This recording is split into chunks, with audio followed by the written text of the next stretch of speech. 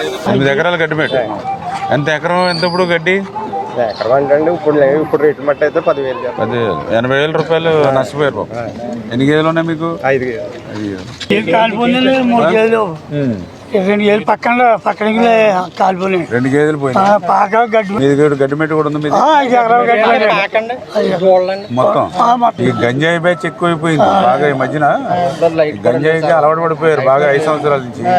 వాళ్ళు ఏం చేస్తున్నారు ఏంటో కూడా అర్థం కాకుండా చేస్తున్నారు పిచ్చి పిచ్చి పనులు. ఓకే ఈ 15,000 అమ్మాయి. ఈ మొత్తం మీ గేదెలు గడ్డిమేటు పాక మొత్తం 40,000 అమ్మేది. ఇవన్నీ మానవత్వంతో అందరం తలకు 5,000 తలకు 10,000 వేసుకుని చేస్తా ఉన్నాం మేము స్పందించి. ఏమో తెలుగుదేశం పార్టీ తరఫున అందరం ఏదైతే తెలుగుదేశం పార్టీ తరఫున నాయకులు స్పందించి ఏదైతే ఆ రైతు బిడ్డల్ని ఆదుకోవాలనే ఆలోచనతో ఈ యొక్క తెలుగుదేశం పార్టీ తరఫున తలకొక 2,000 తలకొక 5,000 కలెక్ట్ చేసి ఈవేళ ఏదైతే ఆ యొక్క గడ్డివాములు పాకలు పశువులతో నష్టపోయినటువంటి 3 కుటుంబాలు ఏవైతే ఉన్నాయో ఆ 3 కుటుంబాలకు కూడా 60,000 రూపాయలు ఈవేళ 65,000 రూపాయలు ఈవేళ తెలుగుదేశం పార్టీ తరఫున వాళ్ళకి సాయం అందజేయడం జరిగింది.